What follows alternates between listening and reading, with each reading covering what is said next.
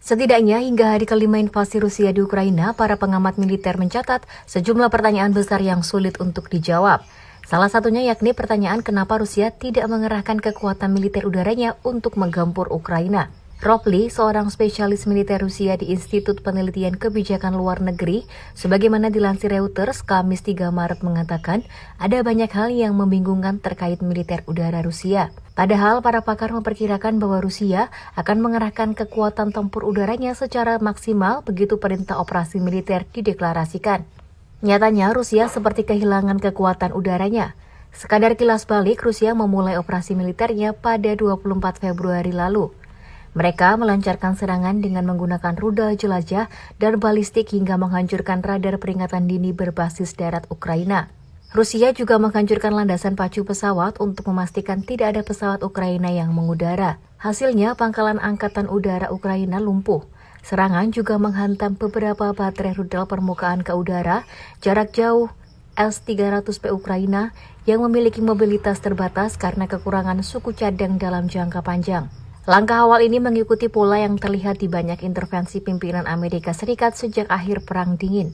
Langkah selanjutnya yang logis dan diantisipasi secara luas seperti yang terlihat di hampir setiap konflik militer sejak 1938 adalah agar pasukan Angkatan Udara Rusia bisa melakukan operasi serangan skala besar untuk menghancurkan Angkatan Udara Ukraina. Dengan kondisi sistem peringatan dini serangan dan sejumlah pangkalan udara yang lumpuh, militer Ukraina berada dalam kondisi rentan oleh serangan pesawat tempur Rusia Su-34 dengan amunisi berpemandu atau bahkan pesawat tempur Su-30 multiperan. Jika hadir dalam jumlah yang signifikan, pesawat tempur Su-35 dan Su-30 saja bisa membuat pesawat tempur Ukraina kewalahan. Bahkan jika mereka berhasil lepas landas untuk serangan mendadak yang dilakukan pada ketinggian yang sangat rendah dengan kesadaran situasional yang terbatas. Namun, semua skenario ini tidak terjadi. Sebaliknya, Rusia menyiagakan 300 pesawat tempur modern yang ditempatkan dalam jangkauan yang mudah dari zona kontak utama di utara, timur, dan selatan Ukraina. Ratusan pesawat ini dibiarkan tetap berada di darat selama 4 hari sepanjang pertempuran. Dengan begitu memungkinkan Ukraina untuk terus menerbangkan serangan udara tingkat rendah, defensive counter-air, dan serangan darat, dan ini tampaknya memiliki beberapa keberhasilan dalam mencegat helikopter serang Rusia. Ada beberapa faktor yang mungkin berkontribusi terhadap kurangnya kemampuan udara. Terlepas dari keunggulan besar mereka dalam jumlah pesawat, kemampuan peralatan, dan pendukung seperti AWACS dibandingkan dengan Angkatan Udara Ukraina. Pertama, amunisi berpemandu presisi yang dikirim melalui udara yang tersedia untuk sebagian besar unit tempur VKS jumlahnya terbatas. Operasi tempur selama bertahun-tahun di Suriah diperkirakan telah menguras tersediaan itu dan mungkin berarti bahwa sebagian besar dari 300 pesawat tempur fixed-wing VKS yang berkumpul di sekitar Ukraina hanya memiliki bom dan roket yang tidak terarah untuk digunakan dalam serangan darat. Ini dikombinasikan dengan kurangnya pot penargetan untuk melihat dan mengidentifikasi target medan perang dari jarak yang aman, berarti kapasitas pilot VKS untuk memberikan dukungan udara jarak dekat untuk pasukan mereka terbatas.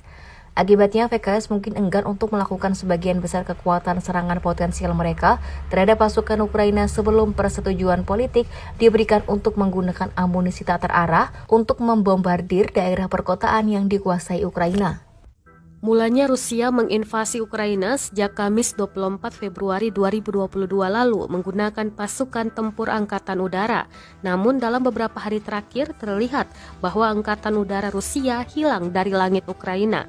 Ini membuat sejumlah pakar di Amerika Serikat terdiam dan bingung dengan strategi yang dilakukan Presiden Rusia Vladimir Putin. Mereka tak mampu menganalisis lebih jauh terkait hal ini dan hanya berkata Rusia mulai mengendurkan serangannya di Ukraina. Dilansir dari South China Morning Post pada Rabu 2 Maret 2022, sebelum invasi Rusia ke Ukraina, intelijen Amerika Serikat telah memperkirakan kemungkinan serangan besar-besaran dilakukan oleh kekuatan udara Rusia yang dikumpulkan militernya untuk mendominasi langit Ukraina. Tetapi 6 hari pertama telah mengacaukan harapan itu dan sebaliknya melihat Moskow bertindak jauh lebih hati-hati dengan kekuatan angkatan udaranya. Melihat situasi ini, para pejabat Amerika Serikat tidak dapat secara tepat menjelaskan strategi apa yang dilakukan oleh Rusia dalam hal ini. sangat kalah bersaing dengan militer Rusia dalam hal jumlah dan daya tempat. Angkatan Udara Ukraina sendiri masih terbang dan pertahanan udaranya masih dianggap layak, sementara Angkatan Udara Rusia masih terbang di wilayah udara yang diperebutkan di Ukraina. Ini menjadi sebuah fakta yang membingungkan para ahli militer.